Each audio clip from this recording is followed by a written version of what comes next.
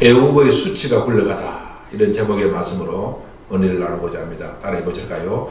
애굽의 수치가 굴러가다. 애굽의 수치가 굴러가다. 사람들이 갖고 있는 고통 중에 하나가 수치와 부끄러움을 안고 살아간다는 거죠. 어느 누구한테 물어봐도 수치스럽고 부끄러움이 없는 사람이 아무도 없어요. 왜 사람들이 수치와 부끄러움을 안고 이 세상을 살아가야 하는가? 죄가 들어왔기 때문에 그렇어요. 에덴 동산에서 아담과 하와가 하나님이 거마친 그 선악과를 따먹고 죄가 들어왔을 때 그들에게는 수치와 부끄러움이 들어왔어요. 그래서 그들은 수치를 가려보려고 무화과 나무 잎으로 치마를 했고, 아무리 노력했지만 그 수치와 부끄러움은 가려지지 않더라는 거죠. 그런 어느 날 하나님이 아담과 하와를 찾아줬어요. 아담 네가 어디 있는가?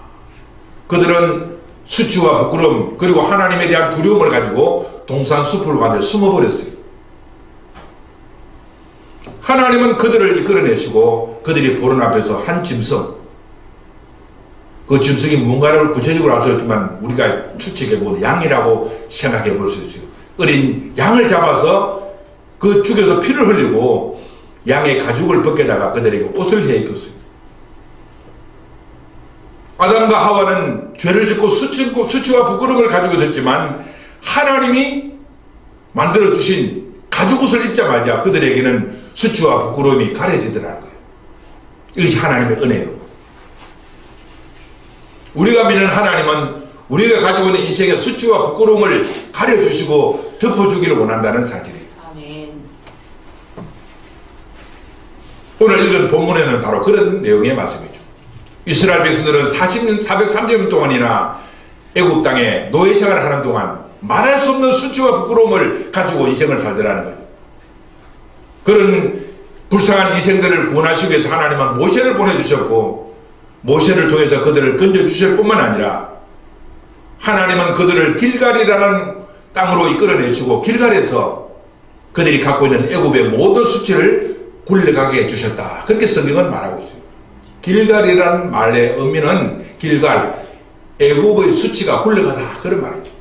이것을 보면 우리가 믿는 하나님은 내가 가지고 있는 인생의 수치, 부끄러움을 굴러가게 하시고 아멘. 자유와 참 평안 기쁨을 회복하게 하시는 하나님 것을 말씀하고 있습니다. 아멘. 오늘 여호수아서를 통해서 하나님은 길갈에서 어떤 은혜를 베풀어 주셨기에 이스라엘 백성들이 갖고 있는 430년 동안 갖고 있던 수치와 부끄러움을 굴러가게 하셨는가, 거기에 대해서 살펴보고 우리가 은혜를 나누고자 하는 것입니다. 첫째로 길갈에서 할례를 받게 하셨습니다. 따라하실까요? 할례. 할례. 하나님은 이스라엘이 갖고 있는 수치와 부끄러움을 할례라고 하는 어떤 통로를 통해서 그들의 수치와 부끄러움을 굴러가게 하셨다는 거죠. 할례를 받아야 한다는 거예요. 할례가 뭡니까? 아이가 태어나면, 남자아이가 태어나면 남자아이의 성기에 붙어있는 표피, 살갗을 돌칼로 잘라내는 것을 말하는 거죠. 아이가 할례를 받으면은 피를 흘리는 고통을 당하게 되고 그 상처가 나는 동안 얼마나 엄청난 고통을 당해야 하는가요? 그 할례를 행함으로써 이스라엘 백성들은 선민이 되는 거죠. 그럼 오늘 이 신약적으로 복음적으로 이 할례의 의미가 뭔가? 오늘 그럼 우리도 돌칼을 가지고 남자아이의 성기에 붙어있는 살갗을 떼어내고 피를 흘리게 해야 된단 말인가? 신약적으로는 그것을 말하고 있지 않다는 거죠. 그럼 오늘 우리들도 이스라엘 백성들이 할례를 받았듯이 길갈에서 우리들도 할례를 행할 때 수치와 부끄러움이 우리에게서 떠나간다는 것을 말하고 있어요. 아멘. 그럼 오늘 우리가 행해야 될 할례는 무엇을 말하는가? 첫째로 마음의 할례. 따라하실까요? 마음의 할례. 마음의 할례. 하나님이 이스라엘 백성들에게 돌칼로 남자의 몸에 붙어있는 성기의 살을 잘라내는 할례를 행하라고 하신 것은 그 육체의 고통을 통해서 자기 마음에 붙어있는 죄악의 가죽들을 벗겨내고 참다운 회개를 하라고 하는 하나님의 역사인 것을 성경은 말하고 있어요. 몸의 할례가 중요한 것이 아니라 마음의 할례가 중요하다는 거예요. 마음의 할례, 회개를 통해서 하나님 앞에 바로 서는 것이 하나님이 원하시는 할례의 본뜻이라는 거죠. 에레미야 4장 4절에 유다인과 예루살렘 주민들아, 너희는 스스로 할례를 행하여 너희 마음가죽을 베고 나 여호와께 속하라. 그리하지 아니하면 너희 악행으로 말미암아 나의 분노가 불같이 일어나 사르리니 그것을 끌 자가 없으리라 그랬어요. 만약에 할례를 행하지 않고 너의 죄악의 마음의 가죽을 벗겨내지 않으면은 하나님의 진노가 불을 듯이 일어나서 그 진노의 불길을 끌 자가 없다고 말하고 있어요. 그러므로 오늘 우리가 인생을 살면서 하나님의 진노를 거두고 하나님의 마음에 기쁨을 안겨드리기 위해서 우리 할례를 받아야 한다는 거예요. 내 마음 가죽을 베고 하나님 앞에 정직하고 거룩하고 깨끗한 모습으로 살아가는 것, 이것이 할례의 뜻이고 하나님이 기뻐하시는 바라는 거죠. 할례는 바로 회개를 말한다는 거죠. 구약 이스라엘들이 받은 할례는 신약적으로는 마음의 할례를 받는 것, 회개를 말한다는 거죠. 우리 인생 중에서 회개가 필요하지 않은 사람은 누가 있습니까? 모든 사람이 죄를 범하였음에 하나님의 영광에 이르지 못하더니 우리 다 죄인들이란 말입니다. 이 죄인들이 하나님 앞에 설 수 있는 길은 죄를 회개하고 버리는 것 외에 다른 길이 없다는 거죠. 우리가 죄 때문에 멸망당하는 것이 아니라 죄를 가지고 회개하지 않기 때문에 우리는 멸망당한다는 사실이에요. 누가복음 19장에 삭개오라는 사람이 있습니다. 삭개오. 성경에서 그는 죄인이라고 말합니다. 그는 세무서장이었고 돈이 많은 부자였어요. 그는 어느 날 마음에 큰 고통을 안고 예수님이 자기가 사는 여리고로 지나가신다는 소식을 듣고 예수님이 계시는 곳으로 달려갔지만 이미 사람들이 인산인해라 예수님을 만나 볼 수가 없더라는 거예요. 또 그는 키가 작은 사람이라 군중들을 해치고 예수님을 볼 수 없었기 때문에 그는 뽕나무 위로 기어 올라갔어요.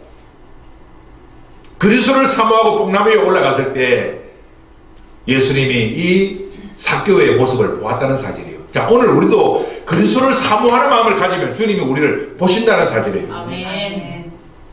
그리고 나를 찾아오신다는 사실이에요. 사모하는 자에게 주님은 찾아오신다는 거예요. 아멘. 그리고 하시는 말씀이 삭개오야 내려오라. 내가 오늘 너의 집에 유하여 하겠다. 우리가 주님을 사모하는 사람, 비록 삭개오는 죄인이었지만 그리스도를 사모하고 그를 만나기를 갈망했을 때 주님은 찾아오시고 그를 만나주셨다는 사실이에요. 그리고 삭개오의 집에 주님은 들어가셔서 삭개오에게 하늘나라 복음을 전했다는 거예요. 그리스도의 말씀을 전했다는 거예요. 그 말씀을 통해서 삭개오는 변화를 입고 주님 앞에 이런 고백을 했습니다. 주여, 내 재산의 절반을 잘라다가 가난한 자들에게 주겠으며 혹 내가 다른 사람의 돈을 토식하는 것이 있다면 4배나 더 보상하겠나이다. 그렇게 말해요. 이 말씀을 듣고 주님은 얼마나 기뻐하시는지 몰라요. 주님 하신 말씀, 이 사람이 오늘 구원이 이 집에 임했다. 이 사람도 아브라함의 후손이라 그렇게 말했어요. 구원은 어떻게 받습니까? 삭개오처럼 회개할 때 구원을 받는다는 거죠. 누가 아브라함의 후손이 됩니까? 삭개오처럼 회개하는 사람이 받는다는 거예요. 아멘. 삭개오 회개는 바로 마음의 할례를 받는 거죠. 이것이 할례죠, 할례. 오늘 내가 받아야 할례는 뭡니까? 삭개오처럼 회개하는 것을 말하는 거예요. 마음을 찢고 어찌할꼬. 빌립보 감옥의 간수가 사도 바울의 말을 듣고 가슴을 치면서 어찌할꼬. 선생들아 내가 어찌하여 구원을 받을꼬. 가슴을 치는 것이 마음의 할례라는 거예요. 내 마음의 할례를 행하고 내 삶 속에 죄를 거두어낼 때 우리의 삶 속에는 수치와 부끄러움이 굴러간다는 사실을 성경은 말하고 있습니다. 아멘. 오늘 이 시간 이 말씀을 통해서 마음의 할례, 회개 할례를 행함으로 하나님 앞에 수치와 부끄러움을 던져버리는 굴러가게 하는 축복의 주인공들의 세계를 주님의 이름으로 축복합니다. 아멘. 두 번째로 우리가 받아야 할 할례는 그리스도의 할례. 따라하실까요? 그리스도의 할례. 그리스도의 할례. 구약에는 돌칼로 자기 몸에 상처를 입히는 할례지만 신약적으로는 그리스도의 할례라고 성경은 말하고 있어요. 자, 골로새서 2장 11절 이하의 말씀 보면은 또 그 안에서 너희가 손으로 하지 아니한 할례를 받았으니 곧 육의 몸을 벗는 것이요 그리스도의 할례니라. 너희가 세례로 그리스도와 함께 장사되고 그랬습니다. 신약 시대에 우리가 받아야 할 할례는 그리스도의 할례라는 거예요. 그리스도의 할례. 그리스도의 할례는 내 육의 몸을 벗는 것을 말한다는 거예요. 이것을 어떻게 그러면 그리스도의 할례를 받는가? 믿음으로. 따라하실까요? 믿음으로. 믿음으로. 예수를 믿음으로 우리는 그리스도 할례를 받는 거예요. 믿는다는 것은 뭡니까? 그리스도와 함께 나는 죽었다는 것을 믿는 것을 말하는 거예요. 그것이 할례죠. 나는 예수와 함께 죽은 존재입니다. 옛사람이. 그리고 그리스도 안에서 새로운 사람으로 거듭난 사람입니다. 라고 하는 믿는 것이 바로 그리스도 할례라는 거예요. 우리 다 죄인들이에요. 우리 부모들은 나를 죄인으로 이 땅에 출생하게 만들었어요. 그 생명 가지고는 우리는 하나님 나라에 들어갈 수 없고 하나님을 기쁘게 할 수 없단 말입니다. 이 생명은 죽여야 하는 거예요. 어디서? 십자가에서 예수와 함께 죽도록 만들어야 된다는 거예요. 그것을 믿어야 한다는 거예요. 그것이 그리스도의 할례라는 거예요. 오늘 우리는 예수를 믿는다 하면서 여전히 내 속에서 죄의 소욕들이 꿈틀거리고 죄의 욕망들이 꿈틀거리면서 우리를 괴롭히지 않습니까? 이런 죄의 소욕을 이길 수 있는 길이 뭔가? 할례를 받는 거예요. 십자가에서 그리스도와 함께 나는 죽었다. 옛 사람은 죽었고 새 사람으로 나는 거듭났다는 것을 믿는 믿음을 가질 때 우리는 그리스도의 할례의 사람이 된다는 거예요. 아멘. 이 그리스도의 할례가 있을 때 내 삶 속에는 수치와 부끄러움이 떠나가게 되고 하나님이 주는 평안과 기쁨과 행복이 회복된다는 사실을 성경은 말하고 있습니다. 오늘 그리스도의 할례. 사도 바울은 갈라디아 2장 10절에서 내가 그리스도와 함께 십자가에 못 박혔나니 그러므로 이제는 내가 산 것이 아니요 내 안에 그리스도께서 사신 것이라. 내가 육체 가운데 거하는 것은 나를 사랑하사 자기 몸을 버리신 하나님의 아들을 믿는 믿음 안에서 사는 것이라. 그렇게 고백하고 있습니다. 바울은 자기 자신이 예수와 함께 죽었다고 고백하고 있는 겁니다. 오늘 이 말씀을 듣는 저와 여러분도 예수를 믿는다면 내 옛사람이 예수와 함께 십자가에 못 박혀 죽었다는 것을 믿게 되시길 바랍니다. 아멘. 이것이 바로 할례라는 거예요. 이 할례를 통해서 수치와 부끄러움이 내 삶 속에 떠나가게 되고 하나님이 주는 평안과 자유와 기쁨이 회복되는 축복이 있다는 사실이에요. 자, 두 번째로 이스라엘민들은 길갈 땅에서 유월절을 행했습니다. 따라하실까요? 유월절. 유월절이란 유월절, 패스오버, 통과한다는 거예요. 하나님의 심판이 통과하는 그런 제사가 바로 유월절 제사라는 것이죠. 이스라엘민들은 길갈 땅에서 여리고로 들어가기 전에 그들은 길갈 평지에서 여리고 평지에서 그들은 유월절을 지켰다. 성경은 그렇게 말하고 있어요. 자, 여호수아서 5장 10절에 또 이스라엘 자손들이 길갈에 진쳤고 그날 14일 저녁에는 여리고 평지에서 유월절을 지켰으며 유월절. 우리 유월절이라는 것이 뭔가? 출애굽기 보면은 유월절에 대한 설명했어요. 모세가 애굽의 바로에게 찾아가서 하나님이 이스라엘민들을 해방시키라고 명령하셨습니다. 말했을 때 애굽의 바로는 말을 듣지 않았어요. 여호와가 누구간데 내가 그 말을 듣고 너희들을 이스라엘민들을 보낸단 말인가 하면서 거절했어요. 그때 하나님은 이스라엘민들에게 애굽 땅에 심판을 내리기로 작정했어요. 죽음의 천사가 애굽 땅에 가서 애굽의 바로 왕의 장자로부터 저 밑에 하인의 장자까지 모든 장자들은 다 죽이는 그런 형벌을 내렸다는 거죠. 장자가 죽어가는 그때 하나님은 이스라엘 백성들에게 명령하시기를 너희들은 어린 양을 취해다가 그 양을 죽여서 피를 흘리고 그 피를 각자 집에 무설주와 인방에 발라라. 그렇게 말하는 거예요. 그리고 그들은 그 피를 자기 집 무설주와 인방에 바르고 집에 들어가서 그 양고기는 불에 구워서 먹는 그 제사가 바로 유월절 제사라는 거예요. 죽음의 천사가 애굽 땅에 들어가서 모든 집의 장자들을 죽이는 그때 그 집에 양의 피가 발려져 있는 집의 문에는 그 집에는 죽음의 천사가 들어가지 않고 지나갔다는 거예요. 그래서 유월절이라는 거예요. 패스오버 했다는 거예요. 오늘 우리도 죽음의 사자가 우리를 공격해 들어올 때 우리에게도 어린 양의 피가 발려져 있다면 하나님의 심판으로부터 우리는 벗어난다는 것을 말하고 있어요. 이것이 복음이라는 거예요. 아멘. 오늘 나는 어린 양의 피가 발려져 있는가? 내 심령에, 내 가정에, 우리 교회, 이 나라 민족 위에 예수의 피가 뿌려지고 발라지고 있는가 하는 거죠. 나는 그분의 피를 의지하고 있는가 하는 거죠. 그분의 피를 의지하는 사람은 죽음이 통과한다는 거죠. 하나님의 심판이 통과한다는 사실이에요. 이 유월절에는 어린 양의 대속적인 죽음이 있었습니다. 따라하실까요? 어린 양의 대속적인 죽음. 어린 양의 대속적인 죽음. 이 어린 양은 너무나 억울하잖아요. 이스라엘 백성들을 위해서 자기가 죽음으로써 대속적으로 죽음으로써 이스라엘 백성들을 구원해냈다는 거예요. 이 어린 양은 바로 우리를 구원하신 예수 그리스도를 말하는 거예요. 아멘. 내가 죽어야 할 그 형벌의 자리를 이기기 위해서 주님은 대신 죽음으로써 우리에게 살 길을 열어주셨다는 것을 성경은 말하고 있습니다. 고린도전서 5장 8절에 너희는 누룩 없는 자인데 새드는 어리가 되기 위하여 묵은 누룩을 내어버리라. 우리의 유월절 양 곧 그리스도께서 희생이 되었느니라. 그렇게 성경은 말하고 있어요. 유월절 양은 바로 예수 그리스도라고 성경은 말하고 있어요. 이 대속적인 죽음, 예수님이 나를 대신해서 죽었다는 그 죽음이 나로 하여금 수치와 부끄러움을 굴러가게 하는 능력이 된다는 거죠. 아멘. 우린 다 죄인들이에요. 죄 없다고 말하는 사람은 아무도 없어요. 이 죄인들이 갖고 있는 이 수치와 부끄러움을 어떻게 가릴 것인가? 나를 대신해서 십자가에서 피 흘리고 죽으신 어린 양 대신은 예수 그리스도의 피를 의지하고 그 피의 보호 속에서 내가 살아갈 때 수치와 부끄러움은 우리 삶 속에서 굴러가고 떠나간다는 사실을 성경은 말하고 있습니다.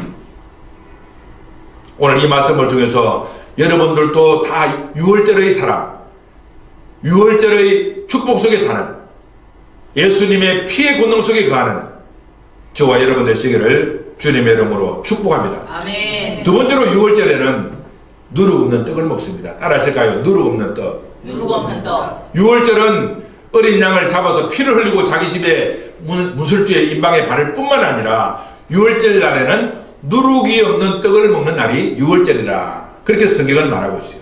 자, 여호수아서 5장 11절에 유월절 이튿날에 그 땅에 소산을 먹되 그날에 무교병과 볶은 곡식을 먹었더라. 그랬어요. 무교병. 누룩이 없는 그 떡을 먹었다. 그런 말이에요. 누룩이 없는 떡의 정체가 뭔가요? 누룩이란 뭔가? 성경적으로 누룩이란 뭔가? 죄를 말하는 거예요. 죄. 죄는 누룩이라는 거예요. 누룩은 죄를 상징하는 거예요.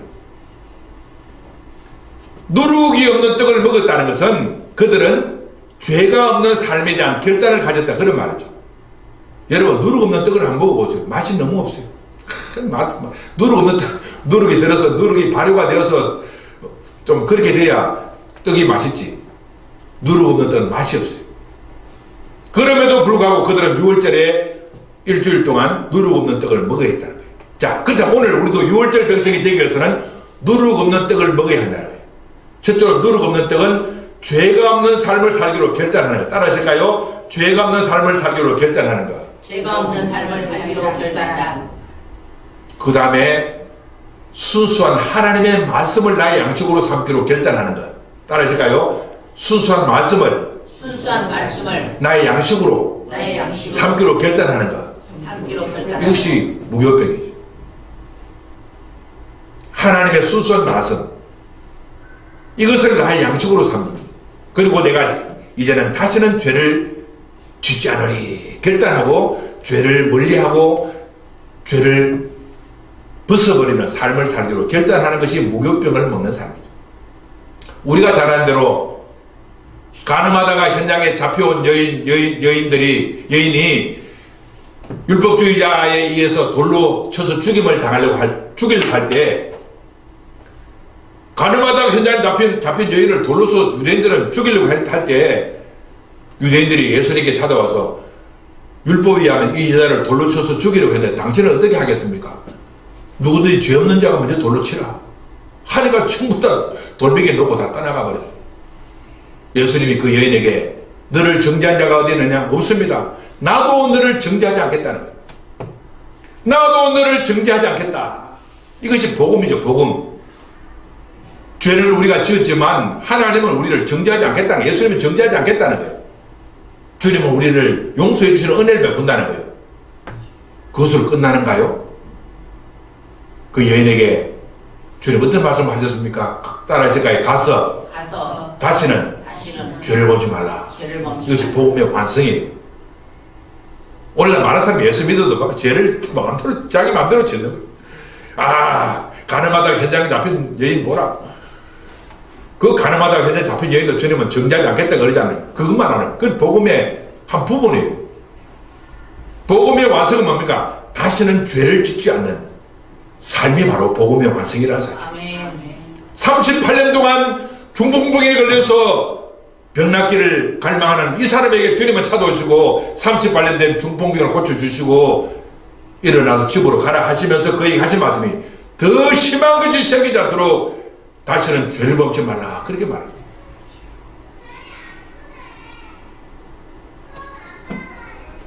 누룩 없는 떡은 죄 없는 삶을 살기로 결단하는 것이 바로 누룩 없는 떡을 먹는 거예요. 그럼에도 불구하고 우리는 또 죄를 지어요. 그러나 결단해야 해요. 결단. 아멘. 히브리서에 보면 죄를 이기기 위해서 피 흘리기까지 죄와 싸우라는 거예요. 죄와 싸우라는 거예요. 죄가 와도 그냥 죄를 넙죽넙죽 받아먹는 그런 삶을 살아서는 안 된다는 거예요. 이 죄를 싸워야, 죄와 싸워야 한다는 거예요. 그것이 믿는 사람에게 하나님 주신 요청이죠. 요청. 그런데 지금까지 죄를 짓고 죄에 익숙한 우리들이 어떻게 죄를 이기고 이제는 죄 없는 삶을 살 수가 있는가? 이것이 이제 큰 부담이죠. 진짜 예수를 믿는 사람은 두 가지 얼굴을 가져야 돼요. 첫째는 기쁨의 얼굴. 따라요. 기쁨의 얼굴. 기쁨의 얼굴. 두 번째로는 진지한 얼굴이에요. 따라서 진지한 얼굴. 진지한 얼굴. 나는 너를 정죄하지 않겠다는 그 말씀하고 우리 기쁨이 충만해요. 그런데 가서 다치는 죄를 범치 말라는 말씀 앞에는 진지해야 해요. 진지. 음숙해야 된다 그 말이에요. 예수 믿는 사람들이. 어떤 사람 예수 믿다고 막 웃고 다니고 할렐루야 그렇게 하면 사는 사람이 있어요. 그건 반쪽의 삶. 가서 다시는 죄를 범치 말라는 결단의 삶을 살 때는 진지해야 하는 거예요. 그런데 죄를 범하지 않은 삶을 살기 위해서는 내 노력으로 되는 것이 아니고 내 결단으로 되는 것이 아니라 성령의 능력으로 우리는 죄 없는 삶을 살 수 있다는 거예요. 아멘. 성령은 거룩한 영이잖아요. 이 거룩한 성령이 내 속에 오시면 나로 하여금 죄를 이기는 삶을 살게 하시고 죄를 짓지 않도록 거룩한 삶을 살도록 우리를 인도해 주시는 하나님의 것을 말씀하고 있어요. 아멘. 성령 받아야 하는 거예요. 아멘. 따라해 보실까요? 성령 받아야 성령 받아야 거룩한 삶을 살 수가 있습니다. 거룩한 삶을 살 수 있다. 죄 짓는 사람의 특징은 뭔가? 성령이 없는 사람. 성령 받으면 죄가 싫어요. 죄를 지러 가자고도 싫어요. 그러니까 성령 없는 사람은 죄가 끓으면 끓은 대로 가는 거예요. 죄 앞에 코 딱 끼가지고 막 죄가 이리 오라면 가고 마귀한테 코 딱 끼가지고 가라면 가고 오라면 오고 이렇게 사는 거예요. 그 죄인의 특징이란 말이에요. 하나님의 성령을 받으면 성령이 있으면은 죄가 싫어져요. 아멘. 죄를 멀리하게 된다는 거예요. 죄가 오면 죄와 싸우게 되는 거예요. 무교병을 먹는다는 것은 내가 성령으로 충만해야 무교병적인 삶을 살 수 있다는 것을 성경은 말합니다. 아멘. 힘으로 되지 않고 능으로 되지 않고 나의 신으로 되느니라. 아멘. 오늘 이 시간 이 말씀을 듣는 저와 여러분 성령 충만해서 무교병을 먹는 저와 여러분 되시기를 주님의 이름으로 축복합니다. 아멘. 마지막 세 번째로 그들은 길갈에서 하나님의 군대 장관을 만났습니다. 따라하실까요? 군대 장관. 군대 장관. 왜 길갈을 떠나서 이제는 여리고를 정복하고 가나안 땅을 향해서 달려가는 이스라엘 백성들에게 여호와의 군대 장관이 왜 나타났는가요? 이분은 누군가 하는 거예요. 여호와의 군대 장관은 도대체 누군가? 여러 신학자들이 성경학자들이 이 군대 장관은 바로 여호와 하나님 자신이라고 말하고 있고 성육신 하기 시기 전에 예수 그리스도라고 말하고 있어요. 저도 동감하는 거죠. 여호와의 군대 장관은 바로 성육신 하시기 전에 구약에 나타나셨던 예수님을 말하는 거예요. 아멘. 오늘 내 삶 속에 내가 가지고 있는 인생의 수치와 부끄러움을 누가 굴러가게 하시는가? 바로 주님이 그 일을 하신다는 거예요. 하나님이 알고서는 내 삶의 수치와 부끄러움을 굴러가게 할 수 있는 분이 없다는 것을 말하고요. 하나님을 만나야 하는 거예요. 길갈에서 여리고를 향해서 달려가는 이 이스라엘 백성들에게 하나님은 여호와의 장군이 요수에게 나타나서 그와 만나 주심으로써 앞으로 그들에게 다가오는 여러 가지 엄청난 이세계 장애물들, 원수들을 정복하는 능력의 사람으로 나타나더라. 그런 말이죠. 오늘 우리도 인생을 살면서 내 힘으로는 인생을 살아갈 수가 없어요. 여호와의 군대 장관이신 예수 그리스도, 여호와의 군대 장관이신 하나님을 만나야 한다는 거예요. 아멘. 그분의 능력으로 인생을 살아가는 거예요. 아멘. 이스라엘 백성들 앞에는 거대한 여리고가 있고 그들 앞에는 가나안 땅의 그 7 무장된 족속들이 있는데 어떻게 그들이 그 땅에 들어가서 그 땅을 차지합니까? 불가능해요. 여호와의 군대 장관 즉 하나님의 능력으로 예수와 함께함으로써 그들은 가나안 땅에 들어갈 수 있더라. 그런 말이죠. 오늘 우리도 인생을 살면서 내 인생의 수치와 부끄러움을 불러가게 하시는 분은 여호와의 군대 장관이신 하나님이에요. 여호와의 군대 장관이신 예수님인 것을 우리 알아야 하는 거예요. 아멘. 이 여호와의 군대 장관 앞에 우리는 어떤 신앙을 가져야 하는가? 이 요수아는 자기 삶 속에 나타난 여호와의 군대 장관 앞에 그는 어떤 태도를 보였는가? 첫째로 그분에게 주권을 돌려드렸습니다. 따라하실까요? 그분에게 주권을 돌려드렸습니다. 그분에게 주권을 돌려드립니다. 이것이 대단히 중요한 내용이죠. 오늘 우리 인생의 문제는 뭡니까? 주권을 내가 가지는 거예요. 요즘도 지금 나라를 시끄럽게 하는 주사파들 있잖아요. 주사파. 종북 주사파들. 종북 주사파의 특징이 뭡니까? 사람이 자기가 인생의 주인이라는 거예요. 자기가 주체라는 거예요. 세상에 자기가 인생의 주체가 되어서 어떻게 하겠다는 거예요. 인생의 주체는 바로 하나님이시래요. 아멘. 인생의 주인은 하나님이시라요.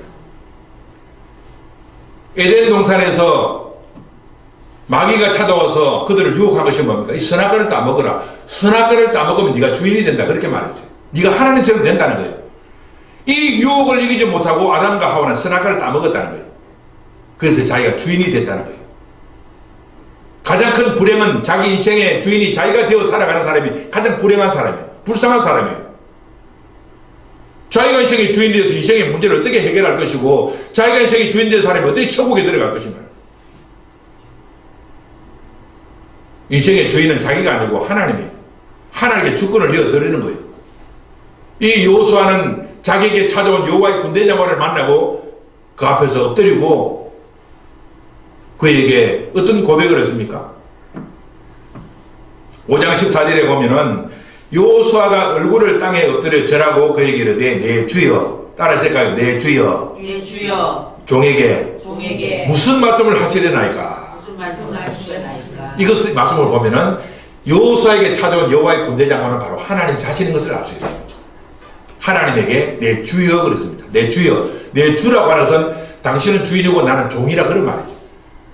우리가 주님을 향해서 주여 주여 한다는 것은 뭡니까? 주님은 인생의 주인이고 나는 당신의 종입니다. 그런 고백이 바로 주여 하는 사람의 태도라는 거예요. 내 인생의 주인은 누군가? 자기인가? 아니, 내 인생의 주인은 하나님이죠. 따라하니까 내 인생의 주인은 내 인생의 주인은 하나님이십니다. 하나님이십니다. 그것을 고백하고 내가 가진 주권을 하나님 앞에 돌려드리는 것, 이것이 회개고 이것이 사는 길이에요. 내가 인생의 주인 되면 얼마나 스트레스를 받는지 몰라요. 내가 다 해결해야 되니까.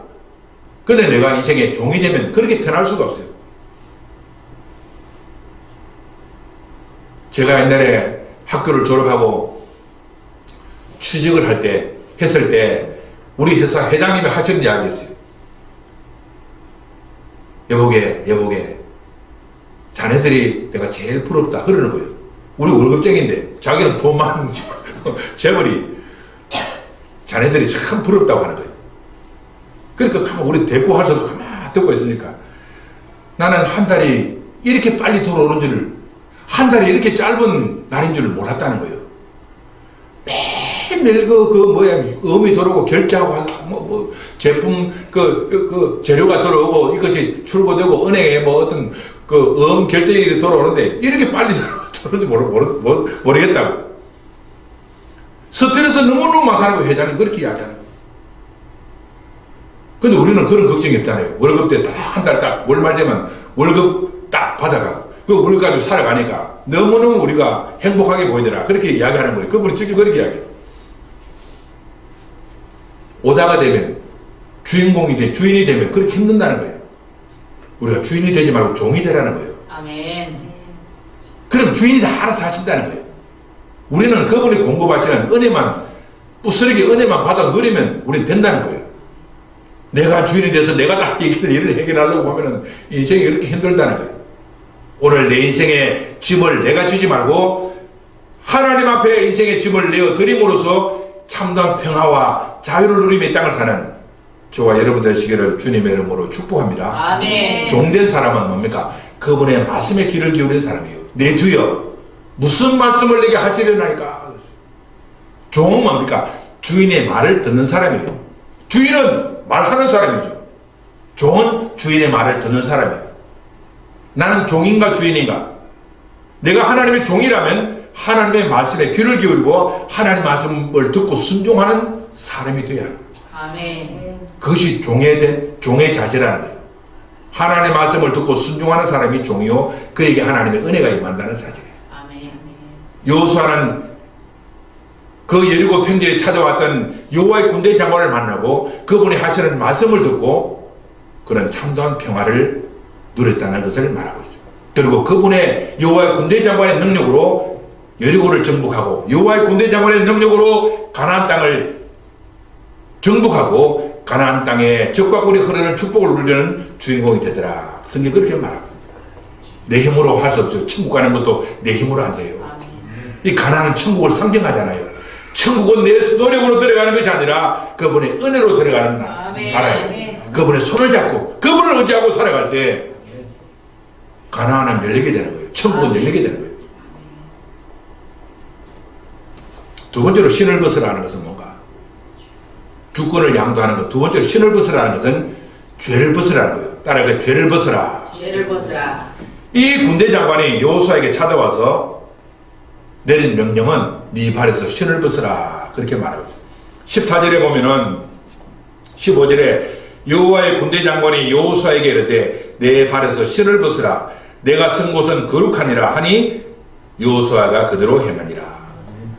거룩한 곳에 여호수아는 더러운 신발을 신고 있을 때 네 발에서 신을 벗으라 그렇게 말하고 있어요. 오늘 내 발에 신은 더러운 신발이라 그런 말이에요. 신발을 신고 사람들은 가지 못할 때 가고 하지 못할 때 못할 행동을 하지 않아요. 신발은 더러운 것이에요. 우리 사람들 몸에 있는 것 중에 가장 더러운 것이 아마 신발일 것 같아요. 아마 현대경으로 한번 딱 조사를 해보면 가장 세균이 많이 붙는 것이 아마 신발이 아닐까. 그 더러운 신발을 벗으라는 거예요. 이 신발을 벗듯이 내 삶 속에 죄를 벗으라는 거예요. 거룩한 하나님을 만나기 위해서 우리가 해야 될 것은 내 발에 들어온 죄악의 신발을 벗으라는 거예요.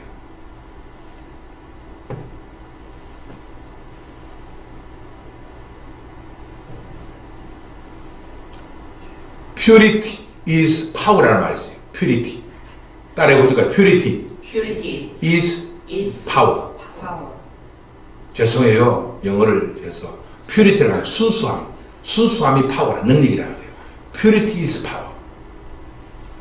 그러면 순수하지 못한 삶에는 파워가 없다는 거예요. 순수하고 깨끗한 삶에서 능력이 나온다는 거예요. 왜 사람이 능력을 잃어버렸는가? 순수함을 잃어버리기 때문에. 삶에서 온갖 더러운 것이 다 들어와서 더러움으로 가득 찬 사람은 능력을 잃어버리는 거예요. 사사기에서 보면 삼손은 능력의 사람이잖아요. 삼손, 거대한 하나님의 능력을 받은 삼손이 왜 능력을 잃어버렸는가요? 블레셋 땅에 찾아가서 들릴라와 같은 그 이방 여인을 사랑하고 이방인들과 교제함으로써 능력을 다 잃어버렸다는 거예요. 그 능력의 사람이 이방인들과 교제하면서 이방 여인을 사랑하는 그 삶을 살아갈 때 머리가 다 깎여지고 눈알이 뽑혀지고 블레셋 사람들의 그 맷돌을 돌리는 그런 비참한 사람이 되었단 말이에요. 수치와 부끄러움의 사람이 되었어요. 그런데 나중에 회개하고 돌이켰을 때 하나님은 삼손에게 다시 능력을 주셔서 큰 일을 행하게 하셨더라. 성경이 그렇게 말하고 있어요. 오늘 우리의 삶 속에는 작은 죄라도 멀리하고 죄를 멀리하는 삶을 살 때 우리에게는 파워, 능력이 나타난다는 거예요. 아멘. 내가 어떤 삶을 살든지 내 삶 속에 능력을 얻기 위해서는 내가 순수함을 회복해야 한다. 아멘. 순수함이 능력이라. Purity is power. 오늘 이 순수함을 잃어버릴 때 우리는 모든 인생의 능력을 잃어버려요. 아무짝에도 쓸데없는 그런 사람이 된다는 거예요.